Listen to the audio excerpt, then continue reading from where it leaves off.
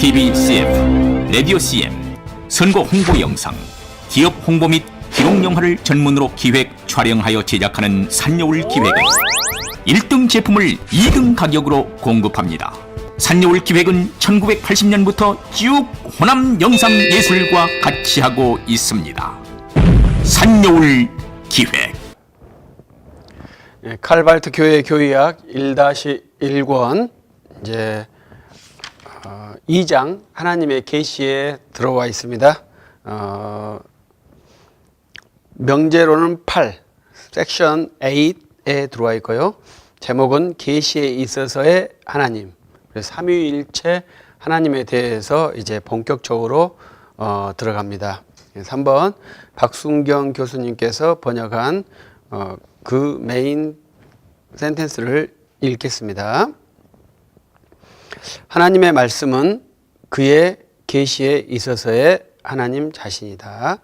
왜냐하면 하나님은 자신을 주로서 계시하기 때문이며 그것은 성서에 따라 계시의 개념에 대하여 하나님 자신이 파괴되지 않는 통일성에서 그러나 또한 파괴되지 않는 구별성에서 계시자이고 계시이고 계시되어 있음이기 때문이다. 이것이 이제 섹션 8 계시에 있어서의 하나님의 메인 센텐스입니다. 그리고 이제 1, 2, 3 세 개의 항목으로 되어 있는데 그 세 개의 항목에서는 바로 삼위일체론을 전개하고 있습니다. 그래서 지금부터는 우리가 명제를 하나씩 전개해 나갔는데요. 여기에서는 이제 명제 하나를 읽고 그 다음에 한 센텐스씩 전개해 나가 속도를 좀 늦추도록 하려고 계획합니다. 그래서 이제 우리가 칼발트의 신학을 좀 더 체계적으로 좀 더 숙고하면서 이해해 보려고 생각합니다. 지금 우리는 2018년도에 있는데요. 이제 엊그저께 현대 신학에서 하나님이 있는가 없는가라는 주제로 대토론회를 가졌다고 합니다. 그래서 이제 그 뉴스를 보고 브리핑도 하고 그랬습니다. 그런데 현대 신학에는 하나님이 있을까요, 없을까요? 그러면 그 현대 신학의 최고의 주창자가 누구일까요? 그 최고의 주창자는 칼 발트죠. 그래서 칼 발트라는 신학자에게 하나님이 있느냐 없느냐를 결정한다면 현대 신학자에게 하나님이 있느냐 없느냐를 결정할 수 있겠죠. 그러면 현대 신학에는 하나님이 있겠습니까 없겠습니까? 이러한 질문이 상당히 어리석은 질문이죠. 우리가 훈련하는 것 중에 하나는 어리석은 질문에 답하면 어리석은 사람이 된다. 이러한 것을 훈련하고 있죠. 이제 어리석은 질문에 현명한 답, 그것이 우문 현답이지 않습니까? 우문의 현답을 기대하는 것이 매우 어렵기 때문에 우문 현답이라는 사자성어가 있는 것이죠. 그래서 우문에는 현답이 나오기가 매우 어렵습니다. 우문에 정답이 나오기가 매우 어렵습니다. 그래서 현대신학에 하나님이 있느냐 없느냐 이러한 질문은 우문이라고 볼 수 있고요. 이렇게 질문하면 되겠죠. 현대신학에서 기독교가 말하는 정통 기독교가 말하는 신이 있느냐 없느냐, 정통 기독교가 말하는 신 개념이 있느냐 없느냐 이렇게 말한다면 이제 대화가 될 수 있겠죠.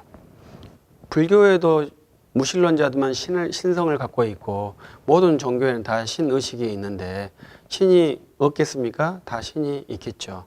모든 사람은 종교적인 종교심이 있기 때문에 신이 없다고 생각할 사람이 없겠죠. 그래서 우리가 말하는 제기랄 이런 것도 다 신적인 용어죠.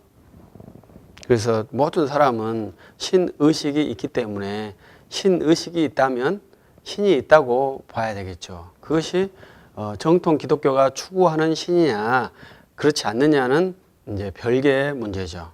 그래서 이제 칼 발트가 지금 우리가 훈련한 것은 정통 기독교를 어떻게 대하고 있느냐 이런 것을 이제 교회 교의학에서 탐구하고 있는데 제가 여기에 훈련하고 있는 것은 칼 발트는 개인의 자격으로 신학을 발표했다. 우리가 추구하는 정통 기독교 신학은 공교회가 함께 개진한 신학 내용을 추구한다. 이런 것을 지금 훈련하고 있습니다. 그래서 칼 발트가 개인으로 개진한 신학 내용을 스스로 취합하는 것은 그 스스로 취합한 자의 책임이다. 공교회의 가르침은 죄사함과 영생을 이루기 위한 구주 예수 그리스도의 지식이다. 이러한 훈련이죠.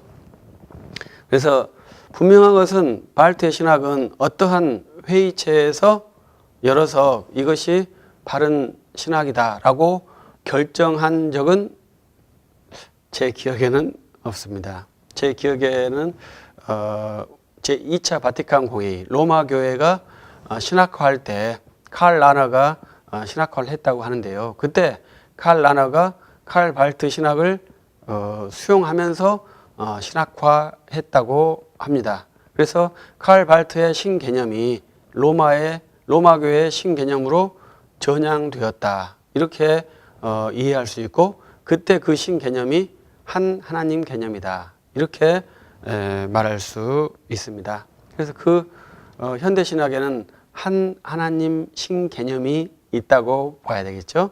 그럼 우리 정통 신학 개념에서는 삼위일체 하나님의 신개념을 갖고 있겠죠. 신개념이라는 것은 우리가 그 신을 믿는다. 그 신이 우리의 계시를 주셨다. 이러한 것으로 의도를 할 수 있습니다. 그래서 우리가 칼 발트의 신학을 이제 우리 앞에서 분별할 때 계시 이론주의다. 이렇게 제가 정리를 했거든요. 그래서 계시 이론주의라는 것은 계시 안에 있는 하나님 이런 것을 계시 이론주의를 하고 모든 것을 계시로 통해서 증거하려고 하는 그런 것이 칼 발트에게 등장하고 있습니다. 그래서 오늘 이 섹션 8에서도 제목이 계시에 있어서의 하나님이거든요. 그리고 메인 센텐스에서는 계시에 대해서만 등장해요. 그런데 이제 세부 항목에서는 바로 삼위일체라는 단어가 뜬금없이 나와요. 그래서 이 세 개가 이제 발트는 이제 그런 경우가 없거든요. 원래 메인 센텐스를 쓰면 그 메인 센텐스에 의거해서 섹션들을 나열하는데 이 섹션 8, 명제 8에서는 이제 그렇지 않고 명제가 넣는데 명제에는 삼위일체라는 단어가 하나도 없고 계시라는 단어만 있는데 이제 그 다음 항목에 바로 삼위일체라는 것이 등장하는 거예요. 그래서 이러한 것이 매우 특이하기 때문에 이 명제 부분에서 멈추고 다음에서 이제 섹션 1 이제 교의학에 있어서의 삼위일체론의 위치 이렇게 좀 더 세밀하게 이야기를 전개해 보려고 합니다. 그러면 이제 칼 발트가 이제 정통 기독교를 어떻게 생각하는지 그리고 칼 발트에게 있는 신이 어떤 신인지에 대해서 구별할 수 있지 않겠나 그러한 시도를 한번 진행합니다. 그래서 칼 발트에게는 이제 계시 안에 있는 신으로서 이제 규정했는데요. 우리가 이제 칼 발트의 교의학은 13권입니다. 그래서 1권, 2권 있고요. 2권도 2권 있습니다. 그래서 1권은 말씀론이라 하고 2권은 신론이라고 이렇게 대부분 구분을 합니다. 거기에서는 모두가 다 하나님론은 2권에 있겠죠. 그런데 지금 삼위일체라는 신론을 지금 여기에서 다루고 있다는 거죠. 말씀론, 계시론이라는 것을 다루고 있다는 거죠. 그러면 신론에서는 무엇을 다루겠습니까? 그 신론이라는 것은 결국 2-1권에서는 인간이 신을 인식하는 메커니즘에 대해서 다루더라고요. 그러니까 그것은 신인식론이에요. 신론이 아니고.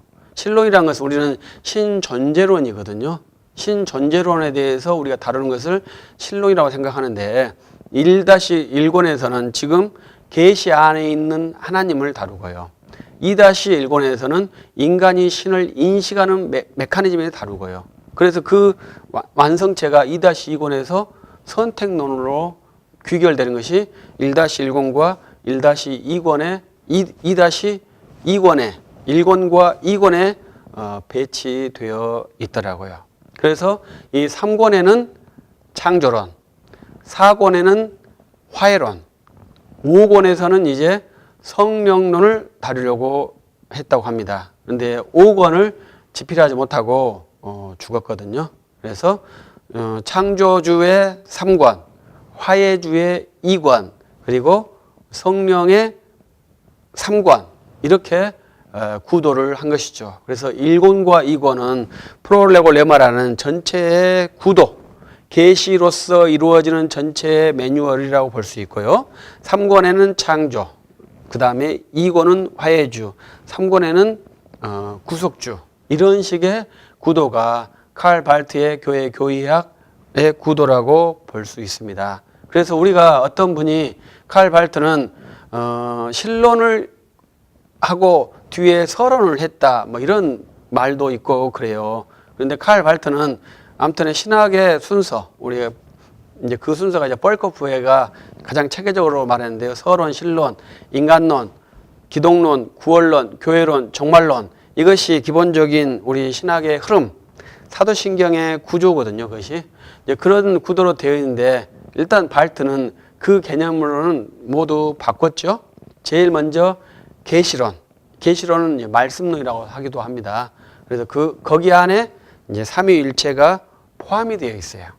또 성서론을 이제 1-2권으로 다루는데 거기서도 또 성령에 다 포함이 되어 있어요. 그래서 어떻게 보면 서론 안에 신론이 있는 구도로 봐야 되겠죠. 왜?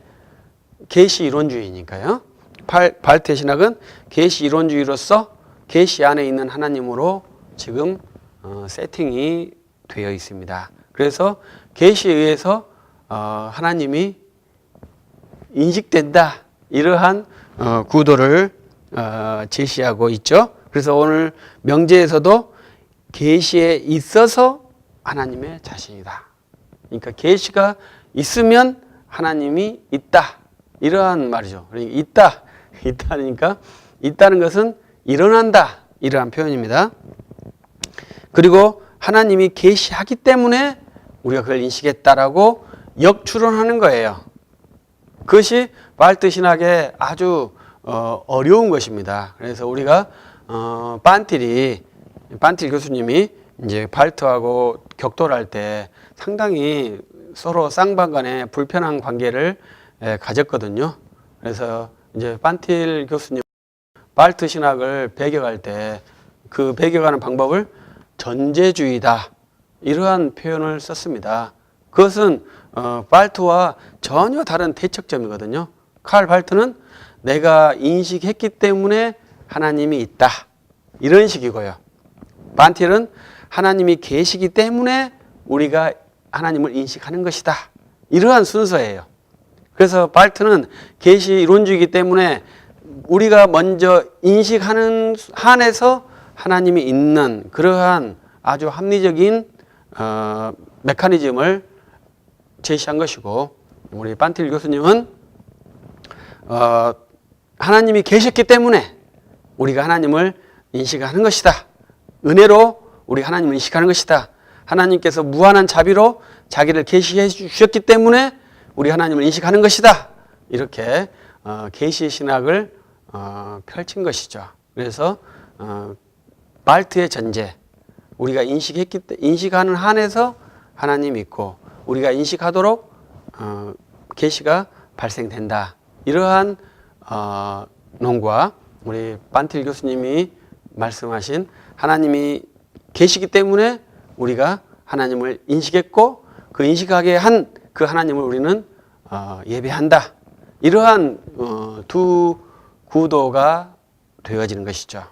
그래서 계시에 있어서의 하나님, 계시가 있기 때문에 하나님이 있고, 여기까지가 되는데요. 그 다음부터는 이제 어려운 거예요. 그래서 통일성과 구별성, 칼 발트는 이제 계시의 삼중성을 말하거든요. 근데 칼빈의 삼위일체론을 보면 참 특이한 것은 삼위일체 그 13장 기독교 강의 율권 13장 1절에 보면 삼중성은 배제한다. 이러한 표현을 쓰거든요.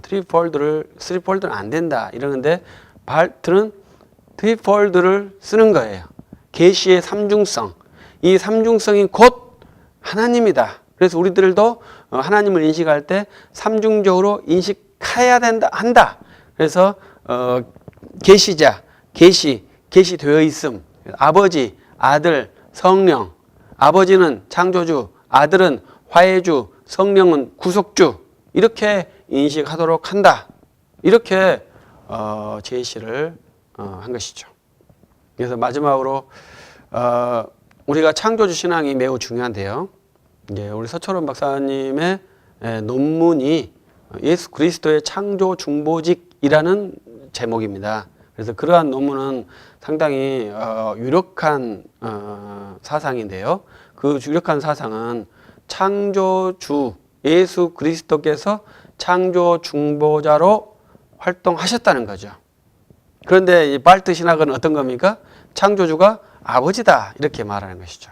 그래서 우리는 창조에서도 공의 삼위일체께서 활동하셨다 이렇게 믿는 것이 공교회 신학이거든요. 근데 발트 신학에서는 창조주는 아버지다, 아들은 화해주다, 그리고 성령은 구속주다 이렇게 말을 한 거예요. 그런데 정통신학에서는 구속주가 누구인가요? 정통신학에서 구속주는 성자 하나님이시거든요. 그래서 하나님께서 이 땅에 오셔서 구원을 이루신 그 당사자, 성자 하나님께서 구속주가 되신 것이 정통신학입니다. 그런데 칼 발트는 창조주는 아버지로, 아들은 화해주로, 성령은 구속주로 이렇게 배치를 시키면서 이 삼중성이 하나라 이렇게 표현을 한 것이죠. 저는 구속주를 예수 그리스도로 믿기 때문에 칼 발트가 구속주를 성령으로 배치한 것에 대해서 상당히 불쾌감을 갖고 있습니다. 그런데 이제 아직까지 그 부분에 논문을 쓰신 분은 없더라고요. 근데 저는 지금 현재 칼 발트의 계시에 대해서 이제 논문을 써낸다면 지금 제가 성공 미션인데 이제 그것을 진행하고 있기 때문에 좀 휴관이 된다면 발트가 성령을 구속주로 한 것이 부당하다. 그러면 발트가 이해하는 구속 이해와 우리 정통신학에서 말하는 구속 개념이 상당히 다르지 않겠냐. 왜냐하면 우리 정통신학은 구속주를 성자 하나님, 예수 그리스도로 보니까요. 근데 칼 발트는 구속주를 성령에다가 배치를 시켜놨어요. 그렇기 때문에 정통신학과 칼 발트 신학은 달라도 너무 다른 것이죠. 그래서 여기에서도 지금 그것이 나타나는데 지금 현재 우리가 명제 8 계시에 있어서 하나님에서 가장 중점적으로 생각한 것은 칼 발트는 계시 안에다가 하나님을 두었다. 그래서 계시가 발생하는 한에서 인간이 하나님을 인식할 수 있다. 이런 것이고요. 이제 나중에 1-2권에서는 그런 형태로 인간이 하나님을 인식하는 그러한 구도를 또 보게 될 것이라고 생각을 합니다. 그래서 오늘 섹션 8의 명제, 계시에 있어서의 하나님, 계시에 있어서 하나님이다. 하나님이 이다. 이것이 좀 재밌는 표현이죠. 하나님이 된다. 이렇게 이해를 해줘야 되겠죠. 그래서 우리가 칼 발트의 신학에서 있는 칼 발트의 신과는 유일신, 자기가 생각한 유일신, 그것을 존재자로서의 유일신인지 행동자로서의 유일신인지는 아직까지 여기서 규정할 필요는 없겠죠. 그러나 유일신이라고 말할 수 있습니다. 그러나 우리의 신은 유일하신 참 하나님, 삼위일체 하나님이 정통신학에서 말하는 신관이죠. 그래서 발트의 신관과 정통신학의 신관이 사뭇 많이 다르고 발트 신학은 이제 그것을 이제 해체하는 작업을 이제 명제 9에서 9, 그다음 명제 10, 11, 12에서 진행을 합니다. 이것이 칼 발트의 교회 교의학 1-1권이고요. 여기에서 이제 381년 콘스탄스 폴리스 신경을 이제 자기가 다시 재해석을 함으로써 이제 자기 신학을 확립하는 것이죠. 그래서 우리는 이 정통 신학의 문장을 잘 다루기 때문에 발트를 신정통주의라고 말했는지는 모르겠어요. 정통주의를 새롭게 해석했기 때문에 신정통주의라고 말했을 거라고 생각을 해요. 그러나 발트가 정통 신학의 문장을 새로운 신학으로 만들 때 하는 일이 뭐냐면 정통 신학을 폐기하는 일을 했습니다. 그리고 그거에 대한 정통 신학에 대한 혐오 표현이 상당히 많아요. 그렇기 때문에 저는 발트의 신학은 신정통주의지만 반정통주의다. 이렇게 규정하고 있습니다. 그래서 그런 것들을 한번 이제 발트의 신학을 읽으면서 읽어 나간다면 재밌는 독서가 되겠다. 이제 이미 우리나라도 이제 발티안 학자들이 발트의 교회개혁 13권을 모두 다 번역해 주셨더라고요. 그래서 이제는 누구든지 발트의 신학을 읽으면서 이해하지 못하면 토론할 수 있고 이야기를 전개할 수 있는 그러한 시대가 되었습니다. 그래서 우리 한국교회도 이제 점점 이제 학문 수준이 올라갑니다. 그래서 그러한 것도 여러분들이 잘 아셔서 저는 발트 교회 교회학을 읽는 것이 나쁘지는 않다 이렇게 생각을 합니다. 왜냐하면 지식이 너무 방대하거든요. 그리고 고대 교회에서부터 종교개혁 그리고 자유신학까지의 모든 데이터들이 망라돼 있어요. 그러나 이제 개혁신학을 파괴하고 정통신학을 부정하는 방식의 데이터 배열이기 때문에 그것을 이제 판단하고 읽으신다면 상당히 재밌는 독서가 될 것이라고 생각을 합니다. 그래서 우리 명제 8 계시에 있어서 하나님 그 명제 부분에 대한 간략한 이해를 했고 다음부터는 이제 1번으로 이야기를 진행하도록 하겠습니다. 감사합니다.